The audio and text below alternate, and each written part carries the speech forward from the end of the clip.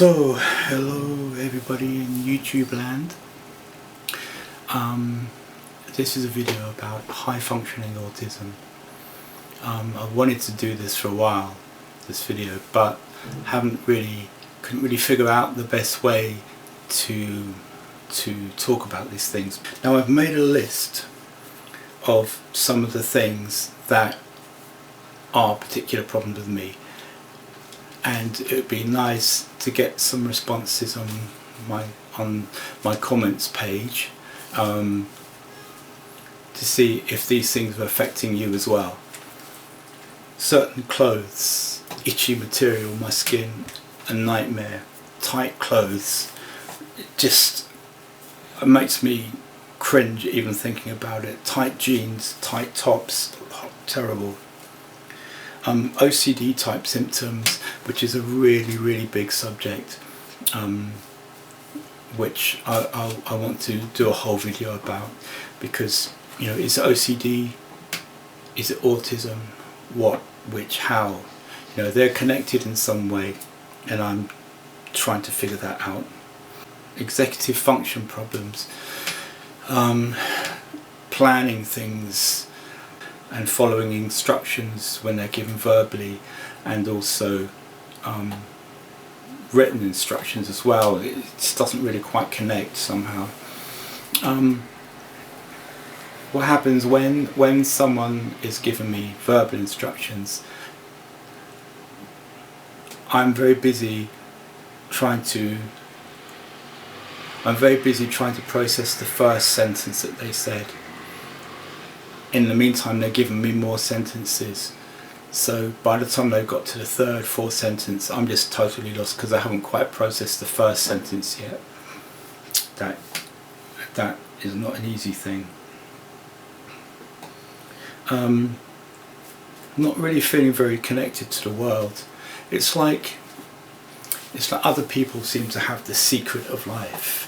They know how social situations work, they know how life is supposed to work, and it's some big secret that I don't think I understand what that secret is. I don't have I don't have the secret.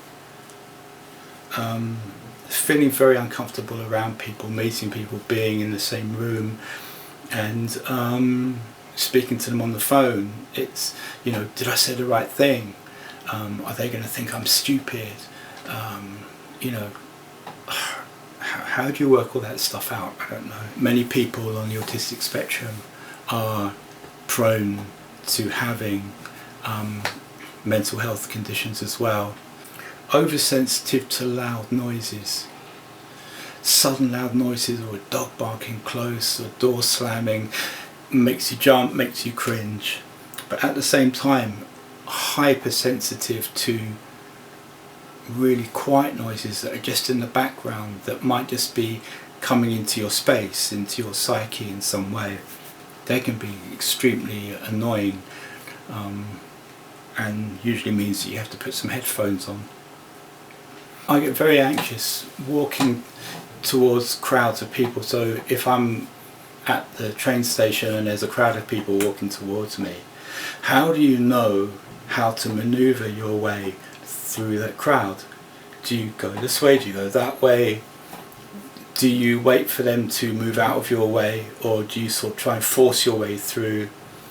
And then I get extremely defensive, so if anybody touches me or sits in it, or stands too close or bangs into me, I can get really a bit aggressive, really.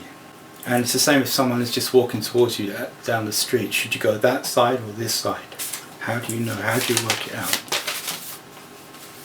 Dealing with emotions, not being able to control your anger, or this sort of meltdown, the classic kind of meltdown situations. How do you really handle that? Okay, so the last thing really is difficulty accessing thoughts, words, creating speech. This can be a problem. I sort of feel like before I can say anything, I need to create a picture of what I'm trying to say. And if I can't create that picture, and I can't access the words, then I'm not able to create the speech. I'm not able to create the words for what I want to say, so, which can be frustrating.